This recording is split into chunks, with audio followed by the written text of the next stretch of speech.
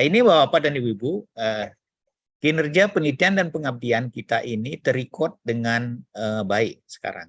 Sudah ada sistem, tidak seperti dulu kalau kita mengajukan hibah, itu mesti kita akan menginput biodata, kadang-kadang biodata juga tidak cocok dengan apa yang kita alami dalam perjalanan kita menjadi dosen. Sekarang itu sudah semua terrecord di namanya BIMA atau Simlim Tapmas dulu ya.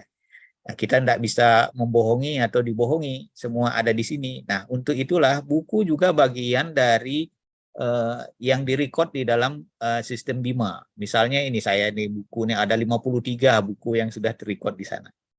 Ya, menurut Bapak dan Ibu itu banyak nggak 53 itu? Ya, saya sebut banyak lah. Biar saya agak pantas menjadi narasumber sedikit. Saya sebut aja banyak itu ya. Sepakat ya.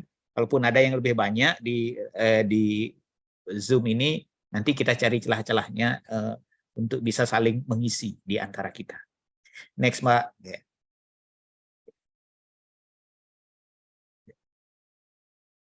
Ya, ini yang paling ini agak gini juga ini. Bahasa saya biasanya kalau mengajar di kelas itu biasanya agak nyeleneh. Untuk semua jenis buku harus terbebas dari namanya plagiat.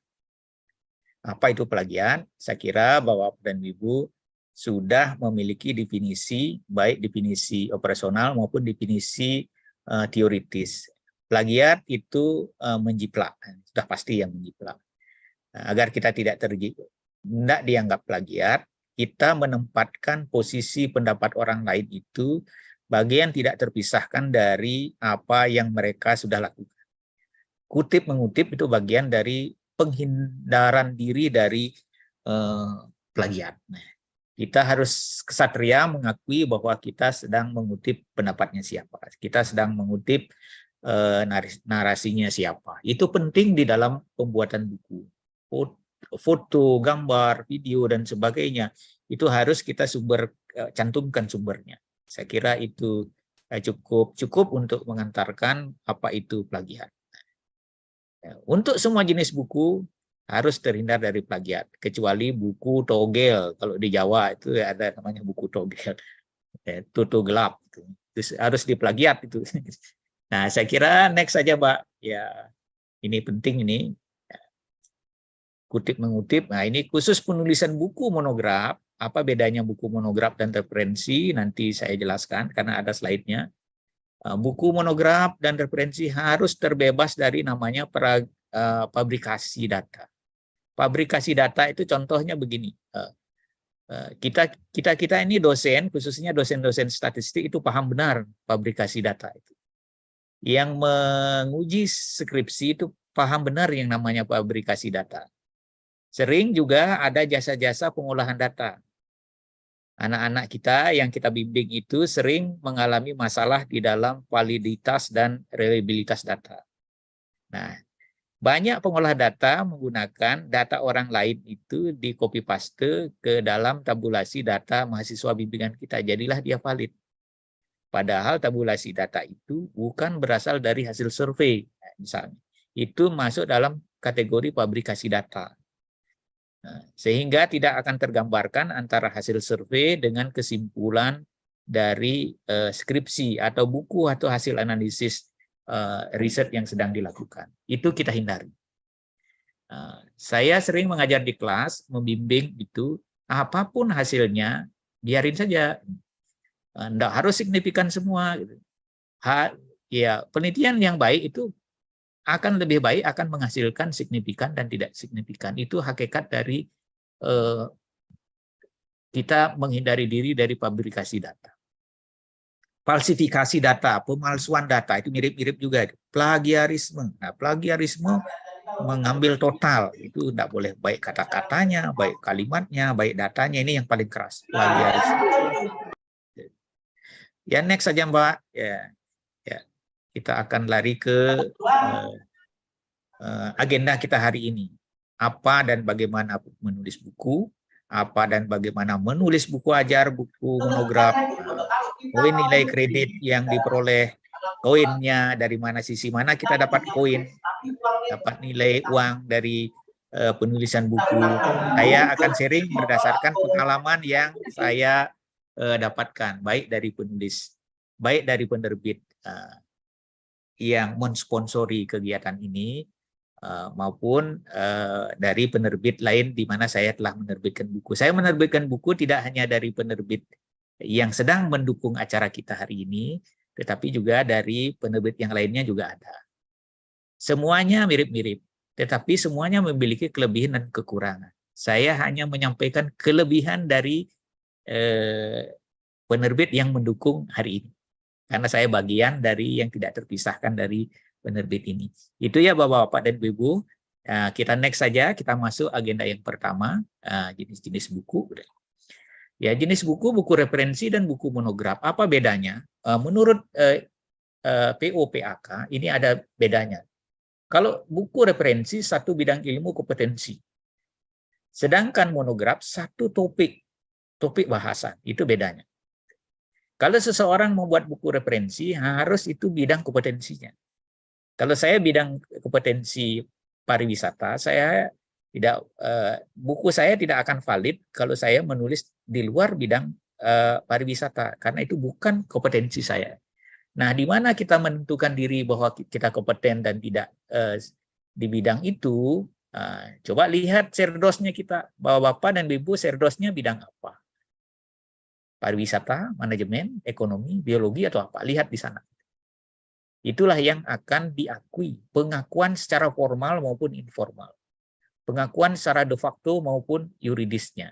Itu akan terlihat di sana. Lihat kompetensi di serdosnya kita masing-masing. Itu ya Bapak-Bapak dan Ibu, saudara-saudara semua. Sedangkan topik apa? Topik ini ada parsial-parsialnya dari bidang ilmu kita. Topik tentang perhotelan gitu misalnya, berarti dia manajemen perhotelan. Buku monograf tentang manajemen perhotelan. Manajemen bisnis pariwisata. Itu bagian yang tidak terpisahkan dari bidang ilmu kepariwisata atau pariwisata. Itu ya Bapak-Bapak dan Ibu, itu beda-beda hakikinya. Sedangkan format penulisannya hampir sama. Hampir sama. Hampir sama. Ada novelty-nya, ada metodologi pemecahan masalahnya, ada introduction-nya atau pendahuluannya, ada teori yang digunakan di dalam mendukung pemecahan masalahnya, ada kesimpulan, ada pembahasan, ada kesimpulan, dan ada juga kontribusi secara teori maupun praktis. Jadi Bapak-Bapak dan Ibu, banyak teman-teman dosen, termasuk saya dulu ya, salah mengklaim buku saya tidak memiliki format yang seperti yang kita sampaikan hari ini, format monograf. Saya posting dia diklaim misalnya di poin B, itu pasti akan ditolak. Karena formatnya itu bukan format monograf atau referensi. Gampangnya begini Bapak-Bapak dan Ibu, buku monograf dan referensi itu totally hasil penelitian. Entah dia penelitian kualitatif maupun kuantitatif, entah dia desk research maupun field research. Sudah pasti dia merupakan hasil penelitian. Apa yang Bapak dan Ibu buat di monograf itu, di referensi itu adalah hasil penelitian. Teman-teman kita banyak yang selesai tesis, tesisnya itu atau disertasi dibuat selesai di store di perpustakaan. Padahal bagus itu ininya. Bagus. Kenapa tidak dibuatkan monograf? Nah, itu potensinya paling dibuat buku monograf ya, karena dia satu topik tertentu biasanya tesis atau disertasi. Ya. Nah, cuman kalau ini ada gininya sedikit, kalau monograf yang basis datanya perubahan dari buku, dari tesis atau disertasi itu tidak bisa kita klaim sebagai poin unsur B di dalam pengajuan jabatan fungsional. Karena apa? Karena hasil penelitian yang sudah dilakukan pada saat tesis atau disertasi itu sudah kita klaim sebagai bagian yang tidak terpisahkan dari poin tesis atau disertasi itu. Sehingga kepentingan kita mengubah tesis kita atau disertasi kita itu agar dia tidak tersimpan di bawah meja atau di bawah atau di dalam laci. Kita buat dia dalam bentuk komersil, dikomersilkan. Kita berkepentingan atas koin, tidak poin lagi, tapi koin. Kalau bapak-bapak dan ibu buku bapak-bapak dan ibu laris manis, laku, dirujuk oleh mahasiswa maupun teman-teman sejawat dosen-dosen di Indonesia, saya kira kita akan mendapatkan koin dari sana, dari hasil royalti penjualan buku. Itu poinnya bapak-bapak dan ibu. Ada pertanyaan, Pak Rai sudah dapat poin dan koin? Sudah. Makanya saya diundang oleh penyelenggara panitia hari ini untuk sharing itu. Ya, banyak nggak jumlahnya Pak Rai? Apakah bisa membeli rumah? Ya. Nah, itu nanti ya kita diskusikan ya. Nanti kalau misalnya Bapak dan Ibu ingin menerbitkan buku sampai bisa membeli rumah, nah ada tips dan triknya. Penerbit nanti akan memberikan. Saya kalau buku-buku buku ajar, buku atau buku populer, biasanya saya menggunakan trennya pakai Google Trend. Ketik aja sana judul-judul yang menarik apa. Kira-kira demikian. Kalau trennya dia bagus, ya mungkin sekarang misalnya tren yang bagus itu digital marketing, itu bisa contoh saja digital marketing. Maka judul itulah yang akan paling dicari oleh orang. Kalau judul yang paling dicari berarti kemungkinan buku-buku Bapak dan Ibu laku itu sangat potensial, sangat kemungkinannya sangat besar. Next, Mbak. Waktunya kayaknya terbatas. Ya, next saja. Ya, ini contoh buku ajar. Beberapa buku yang naskah buku yang telah diterbitkan oleh penerbit itu kebanyakan buku saya itu buku ajar. Kalau Bapak-bapak dan Ibu membuat buku ajar, di mana peran hasil penelitian kita. Nah, teman saya nanya begini, Pak Rai, gimana caranya saya membuat buku pengantar manajemen? Buku pengantar manajemen itu kan sangat umum. Apanya lagi yang bisa saya tambahkan? Kalau saya buat buku manajemen, apa bedanya dengan buku manajemen yang lain dari dosen-dosen yang lain? Bisa kita buat beda. Studi kasusnya beda. Hasil riset yang Bapak-bapak dan Ibu lakukan disesuaikan dengan kondisi di mana Bapak-bapak dan Ibu mengajar. Contoh kami di Bali, misalnya kami menggunakan contohnya di ilustrasinya di Purwokerto atau di Jogja menggunakan contohnya kereta api, itu tentu saja contoh kereta api itu tidak akan relevan di Bali, di Lombok dan di NTT. Karena kami tidak mengenal di sana, di sini di Bali ini namanya kereta api itu tidak tahu. Kalau kami pakai ilustrasi kereta api, mahasiswa tidak akan mengerti. Nah, mungkin kita ganti dengan mobil. Contohnya itu saja. Jadi buku ajar, saya ekstrim lagi ke teman-teman dosen. Kebetulan saya jadi pimpinan perguruan tinggi, saya sering manas-manasi teman-teman dosen sampai merah kupingnya. Kalau Anda tidak punya buku ajar, Anda tidak sah menjadi dosen. Anda menjadi tutor karena menggunakan buku orang lain. Gitu. Kan begitu ya Bapak dan Ibu. Masa dosen nggak punya buku? Minimal buku yang dia pakai ngajar. Itu ya. Itu untuk apa namanya? Saya tidak melakukan pelecehan, tidak. Artinya itu untuk motivasi diri. Minimal mata kuliah yang kita ajarkan itu bukunya dari kita. Kita yang menerbitkan. Minimal itu. Kan bisa pasti orang yang kita mengajar hari-harinya itu. Kalau Bapak dan Ibu mengajar 4 mata kuliah, minimal Bapak dan Ibu memiliki 4 buku ajar. Ya, peran hasil penelitian di dalam buku ajar adalah kasus per kasus. Memperkaya buku ajar dalam bentuk mungkin ditambahkan di sana metode problem based-nya, case based. Nah, di sana kita mendapatkan case based-nya. Karena kita sudah pernah mengajak misalnya mahasiswa untuk melakukan penelitian, mahasiswa untuk melakukan pengabdian. Tidak hanya penelitian loh Bapak dan Ibu, sekarang proposal penelitian dan pengabdian itu harus melibatkan mahasiswa. Artinya apa? Sebenarnya ada pesan bahwa penelitian yang kita lakukan, pengabdian yang kita lakukan harus membawa kita pada ranah memberikan case study method. Nah, metode case study untuk mahasiswa dan juga untuk diri kita sendiri. mengajar di luar kampus, untuk mahasiswa belajar di luar kampus. Itu Bapak-Bapak dan Ibu, jadi sangat penting kita. Ya, kita next saja. Ini judul ini, kalau ini contoh saja ya Bapak-Bapak dan Ibu.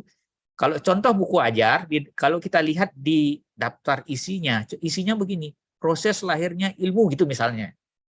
Bab 1, bab 2 ini sesuai dengan sesi-sesi di dalam pembahasan satu pertemuan. Nah, di awal babnya itu ada catatan. Di akhir babnya itu ada penugasan. Pada dasarnya manusia adalah makhluk. Nah, ini mahasiswa itu sebenarnya dia nunggunya 4 poin nih. 4 ya, 1, 2, 3. 3 poin ini.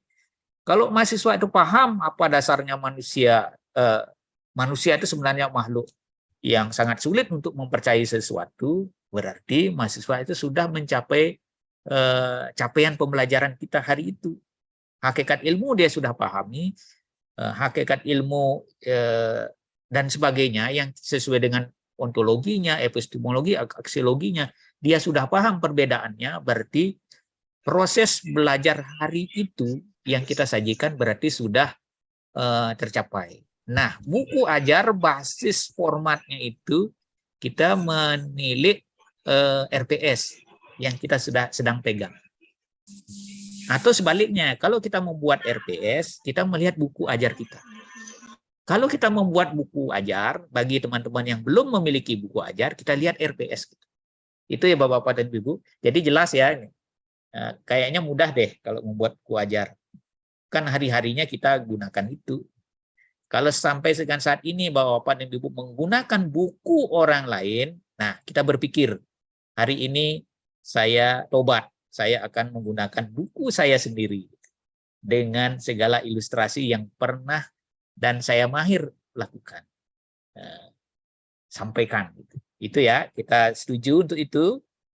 Kita naik level, kita menjadi dosen yang sejati. Dosen yang sejati memiliki materi, memiliki kemampuan untuk menyampaikan materi kita, tentu saja masih sesuai dengan format RPS yang disarankan oleh program studi.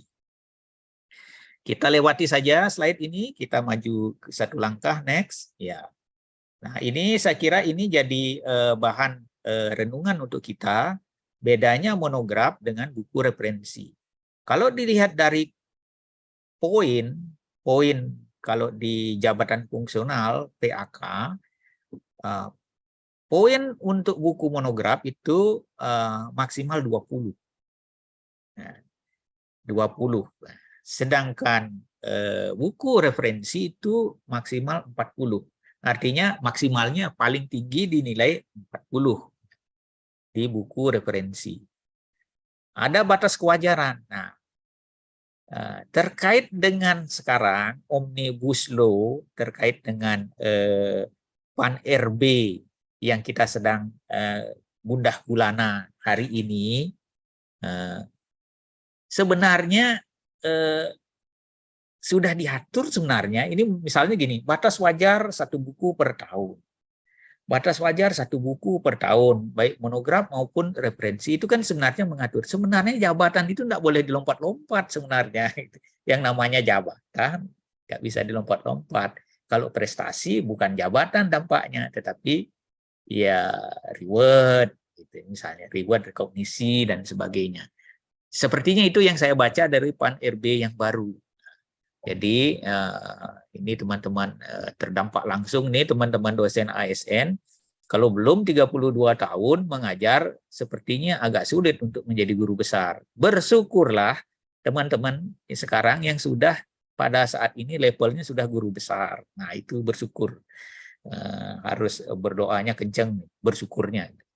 Karena Bapak dan Ibu sudah melampaui itu. Sepertinya ke depan ini agak, menurut saya agak lebih sulit gitu. Harus ada step-stepnya 4 tahun gitu.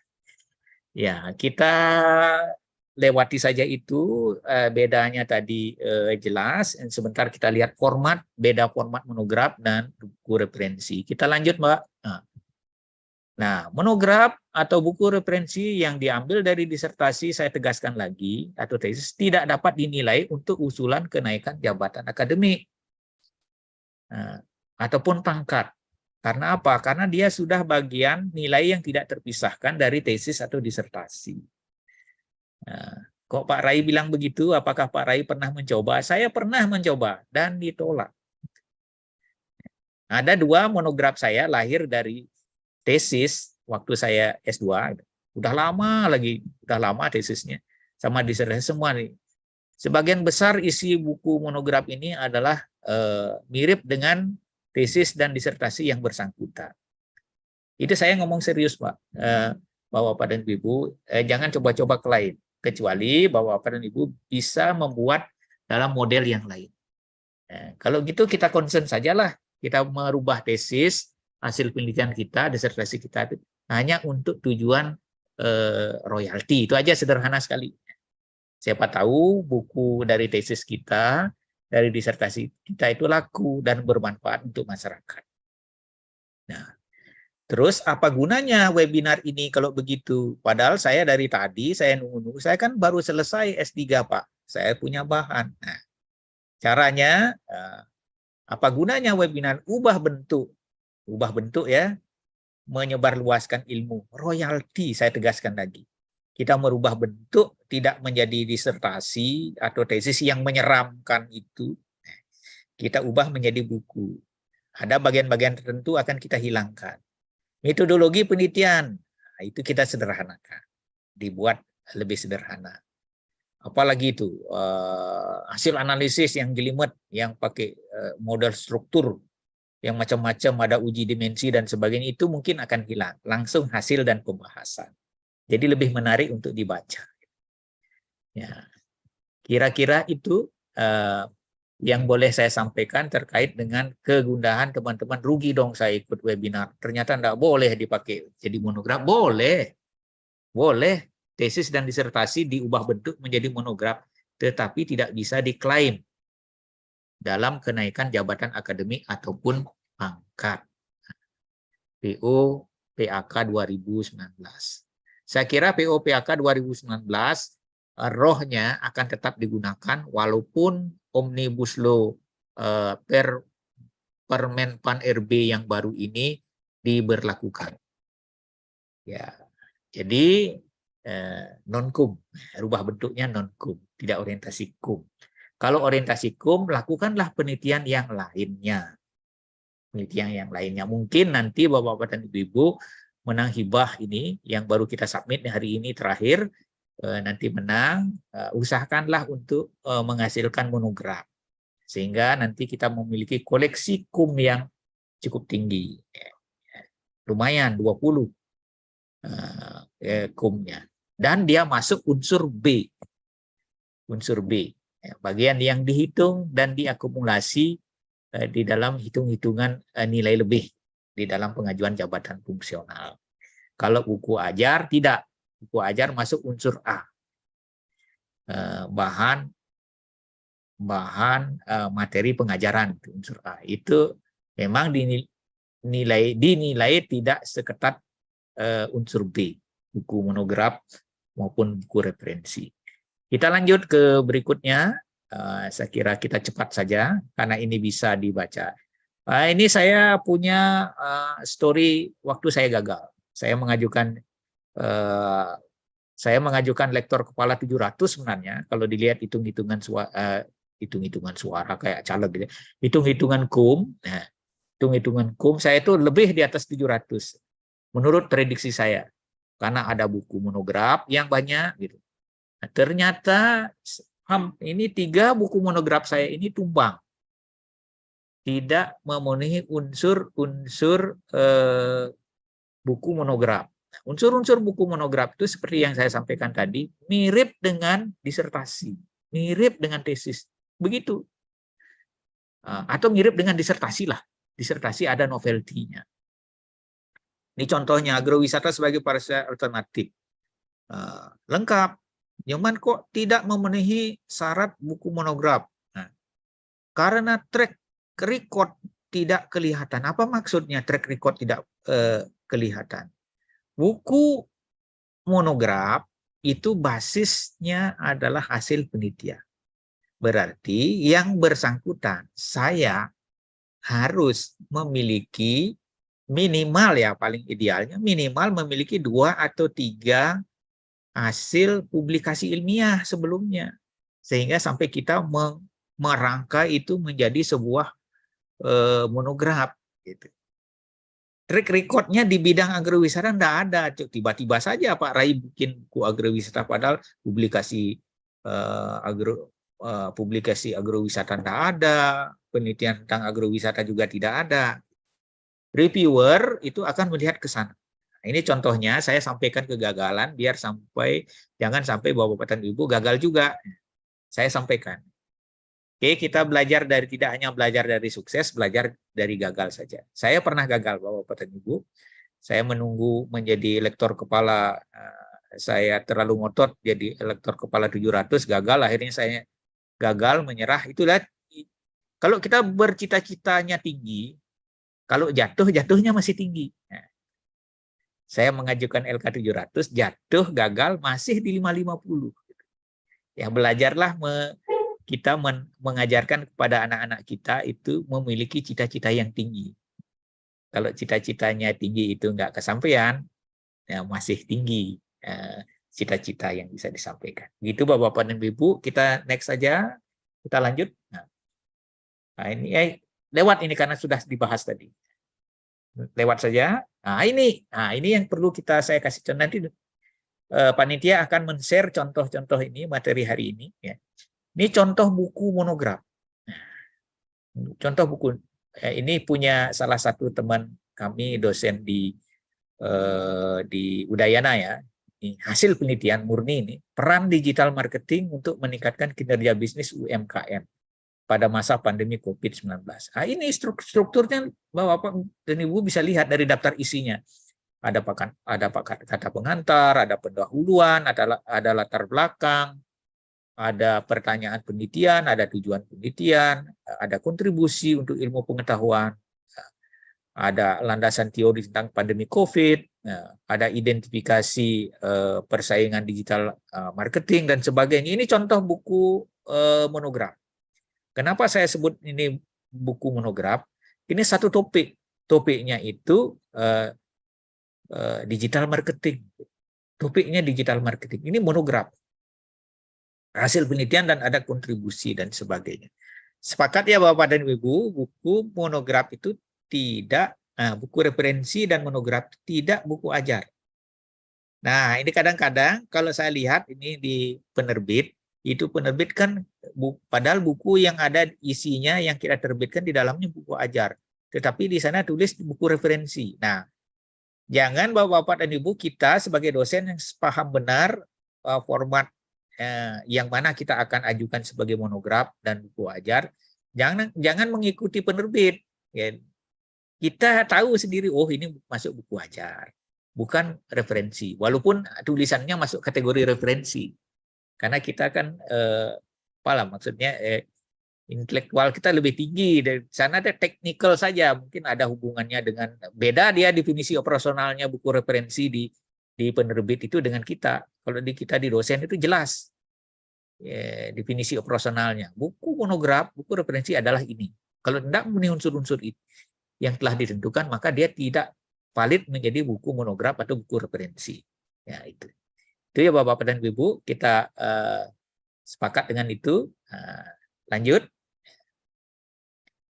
Ya ini contoh tadi sampai daftar pustaka. Bab 1 pendahuluan. Boleh tidak hanya jadi 4 bab, 7 bab boleh. Tetapi unsur-unsurnya, unsur-unsur minimumnya harus ada. Pokok masalah pendahuluan, pokok masalah, grand teorinya. Mau ditaruh bab 2 atau bab 3 ya silahkan. Yang penting ada grand teorinya, ada metodenya, ada pembahasan dan diskusinya, ada kesimpulan, ada kontribusinya, dan ada novelty dan kontribusi. Itu buku monograf. Basis datanya, raw datanya itu adalah hasil penelitian. Penelitian kualitatifkah, penelitian kuantitatifkah, penelitian primerkah, penelitian sekunderkah, dan macam-macam. Yang penting dia dari hasil penelitian. Jadi tidak terbatas oleh teman-teman dari ilmu murni. Ilmu sastra juga bisa ilmu sastra mungkin dia desk research gitu. Ya, yang penting ada metode yang digunakan tercantum di dalam buku itu, maka sahlah dia disebut dengan buku monograf. Kita lanjut saja. Saya kira waktunya cepat saja. Nah, ini contoh daftar pustaka yang banyak diacu dalam penggunaan buku monograf itu biasanya APA, apa style itu biasanya. Ya, walaupun kita boleh juga menentukan menggunakan style yang lain. Saya menyarankan Bapak-bapak dan Ibu kalau sepakat nanti ingin membuat buku monograf, buku apapun itu, kita kuasailah manajemen citasi. Entah ya minimal manajemen citasinya menggunakan Microsoft Word dengan link dengan Google Scholar. Saya kira semua link dengan Google Scholar. Ya, kalau pakai Mendeley juga pakai kita raw datanya ngambil di Scholar juga. Nah, itu juga ya minimal kita belajar manajemen citasi biar kita tidak direpotkan kalau ada perubahan format.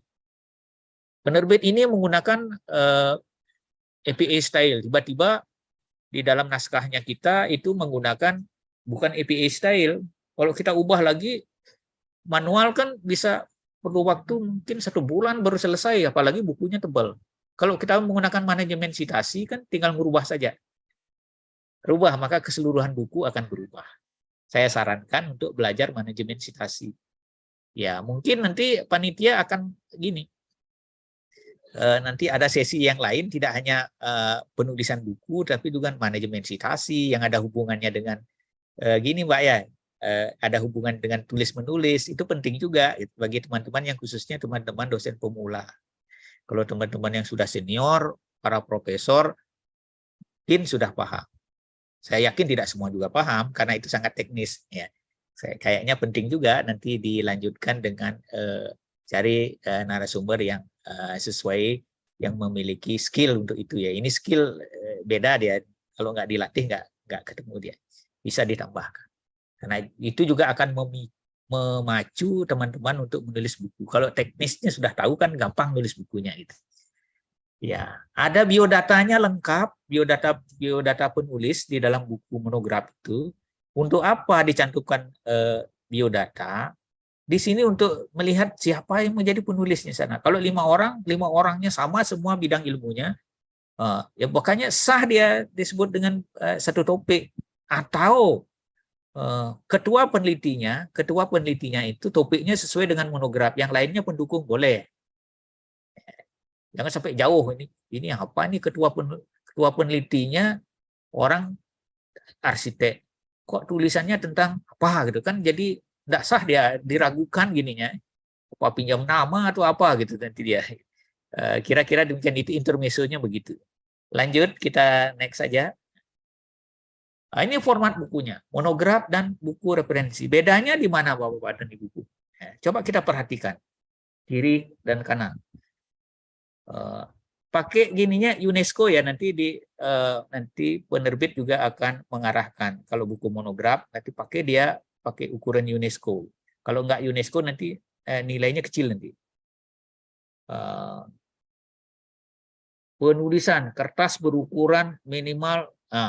Nah ini ada ukuran teknis nih ya. Nanti bisa di-share ya teman-teman. Kayaknya penerbit dia lebih paham. Tetapi hampir mirip buku monograf dan buku referensi. Tadi saya bilang buku referensi itu buku sama dengan buku serumpun. Kalau monograf buku setopik, serumpun dengan setopik itu. Ya, saya tidak akan membacakan ini. Nanti lebih detailnya nanti diambil tapi bedanya itu. Buku monograf satu topik khusus, buku referensi satu bidang kompetensi yang kita kuasai dan yang kita miliki secara formal.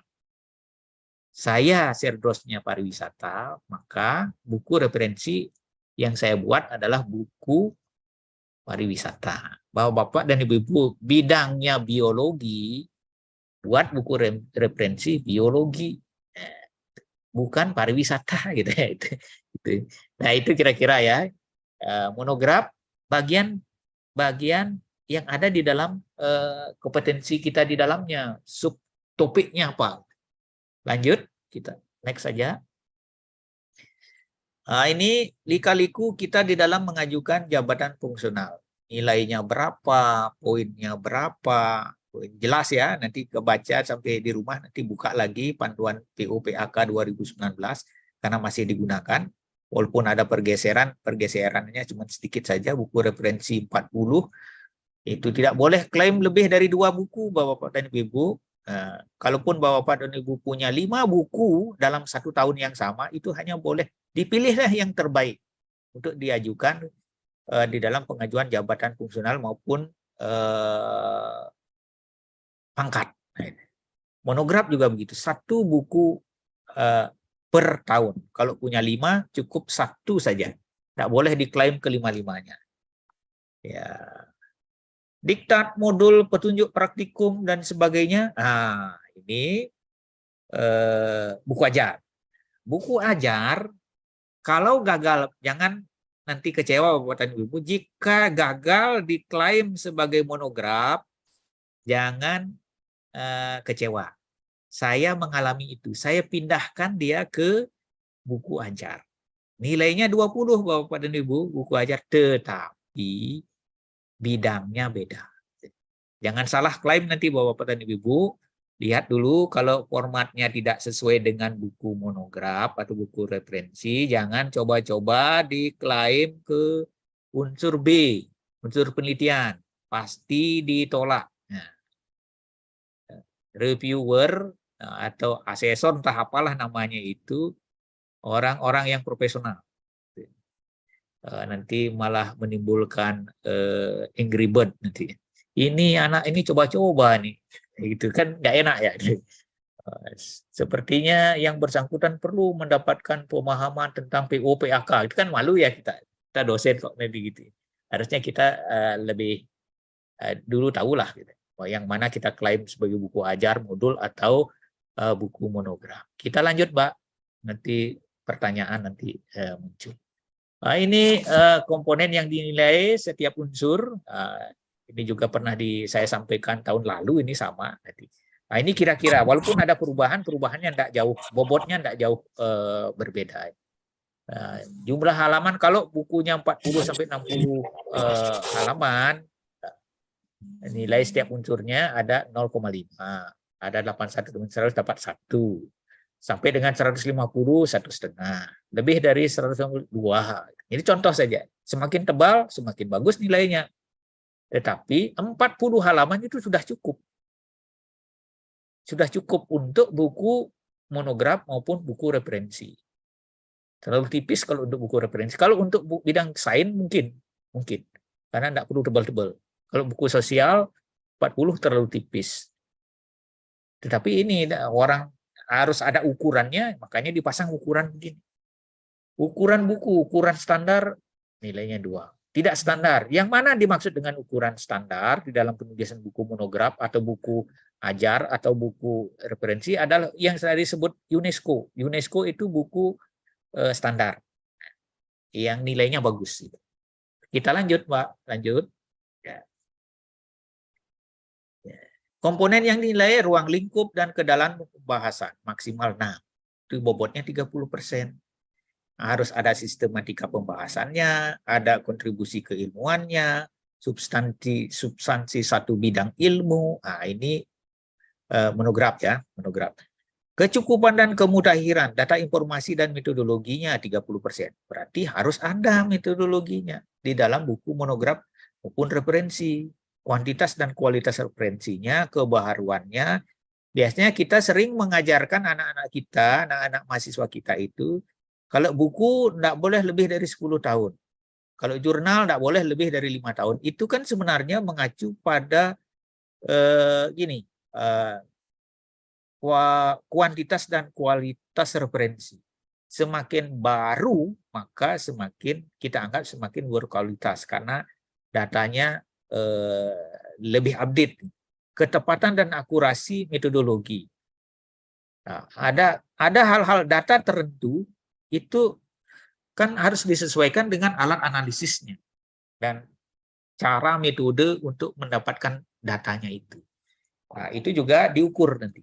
Asesor itu stressingnya di sini. Dukungan data teori mutakhir yang digunakan. Oh ini misalnya contohnya di sini digunakan SWOT. SWOT itu kan sudah terlalu kuno untuk dilakukan. Walaupun boleh sih, tapi nilainya kecil nanti. Boleh, tidak ada yang melarang. Kok masih menggunakan SWOT? Kok anak-anak di sini dibimbing masih menggunakan SWOT? Padahal alat analisis untuk penentuan strategi itu banyak gitu.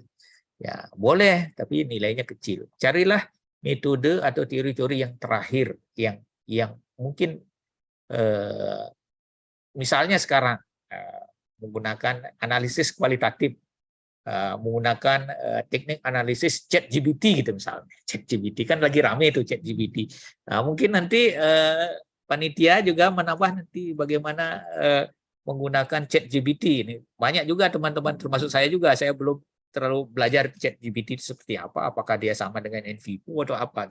Saya belum sempat detail, saya baru dengar-dengar aja. Itu juga perlu ditambahkan, diberikan kepada teman-teman dosen. Kalau diinisiasi seperti itu kayaknya dunia percetakan, dunia perbukuan itu semakin ramai. Nah, satu yang saya lupa saya sampaikan tadi, kalau memilih penerbit, pilihlah penerbit yang menyediakan versi digital. Nah, versi digital. Nah, itu penting karena apa? Satu, untuk dosen, kita berkepentingan atas banyaknya sitasi. Banyaknya sitasi.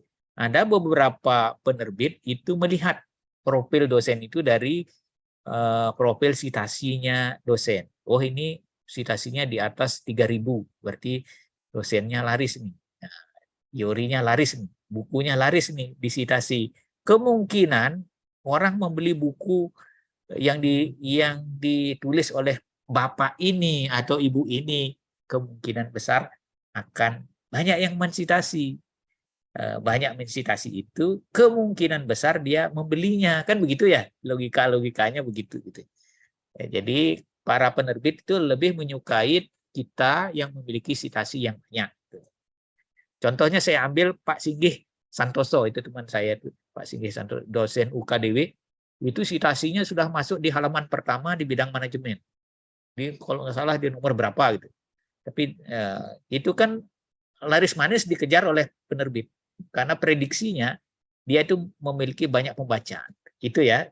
Kita dosen kita mengejar untuk itu. Suatu saat nanti Bapak dan Ibu masuk the best peneliti atau autor yang memiliki sitasi yang tinggi. Kalau Kotler itu sitasinya lebih dari 2 juta malah. 2 juta sitasinya. 2 juta. Bayangkan ada 2 juta yang mensitasi buku-bukunya itu. Kita lanjut ya. Nah, ini komponen yang dinilai yang lainnya, kelengkapan unsur kualitas penerbit. Ini penting juga kalau memilih penerbit, jangan sembarangan penerbit. Tadi saya sudah sampaikan, pilihlah penerbit yang menyediakan versi digital, penting untuk dosen. Dan juga pilihlah penerbit anggota organisasi penerbit, IKAPI apa namanya sekarang. Mungkin ada juga organisasi yang lain namanya.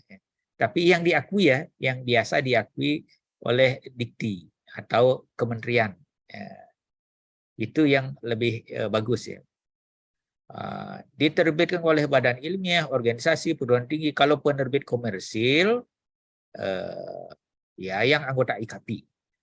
Tetapi kalau monograf, ini mohon maaf nih dari penerbit, kalau buku monograf, kalau diterbitkan oleh badan ilmiah atau asosiasi di bidangnya itu dinilai lebih besar. Dinilai lebih besar. Kalau diserahkan ke penerbit komersil, penerbit pendukung kita acara ini masuk dalam kategori penerbit komersil. Nilainya 1 gitu. Enggak apa-apa sih sebenarnya, itu kan masalah nilai. Tapi kalau untuk masuk badan ilmiah ini kan ribet ya. Nilainya macam-macam. Ini lagi ini. Kalau di penerbit komersil kan yang penting telah memenuhi unsur, kita enjoy maka terbitkan saja. Ber-ISBN sudah pasti. Nah, ber-ISBN. Buku-buku yang kita klaim di Sinta, yang kita masukkan, yang kita kopas di sana adalah ISBN-nya. Ada 2 kategori di buku Sinta. Maksudnya sistemnya Sinta ya. Kalau kita klaim ISBN-nya tidak dikenal di Perpusnas, maka buku itu masuk kategori buku non Perpusnas. Saya banyak juga punya itu karena diterbitkan oleh penerbit luar negeri. Cuman kan tidak nilainya mungkin diragukan. Kalau sudah masuk di ISBN Perpusnas, bukunya valid. Bukunya valid. Diedarkan secara nasional atau lokal. Kalau nasional nilainya penuh 1. Kalau lokal nilainya setengah. Ini kita harus paham sebagai penulis. Ya, kalau ya, kita lanjut saja karena ini nanti bisa di-share materinya. Saya hanya memotivasi teman-teman saja. Ini lanjut saja ini karena sama dengan yang tadi. Komponen lanjut saja. Ini tadi sama ini karena saya ngulang saja. Buku monograf dan referensi. Ini contoh ya. Buku monograf yang saya klaim. Ini terlalu besar. Kalau menilai buku monograf, yang menilai itu kan biasanya teman sejawat. Dulu ya, kalau sekarang katanya tidak perlu. Dulu. Teman sejawat itu bisa yang memiliki jabatan yang sama atau lebih tinggi dari kita. Kalau Bapak dan Ibu mengajukan ke lektor kepala, yang mereview itu kan minimal lektor kepala atau guru besar. Biasanya hanya esensi saja yang dinilai oleh beliau-beliaunya. Nilainya biasanya kita yang nulis gitu. Kasih aja nilai sendiri.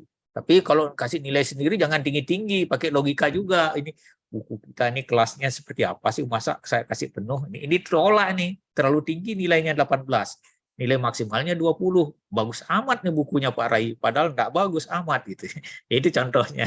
Jadi mungkin yang paling pantas di sini kita kasih tabulasi 15 gitu.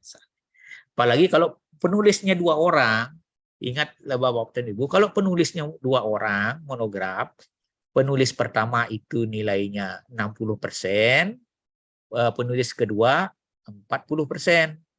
Kalau penulisnya 3 orang gimana Pak? Kalau penulisnya 3 orang, penulis 1 itu dapat 40%, penulis 2 dan 3 dapat 30-30 gitu. Itu. Jadi tidak tetap 60.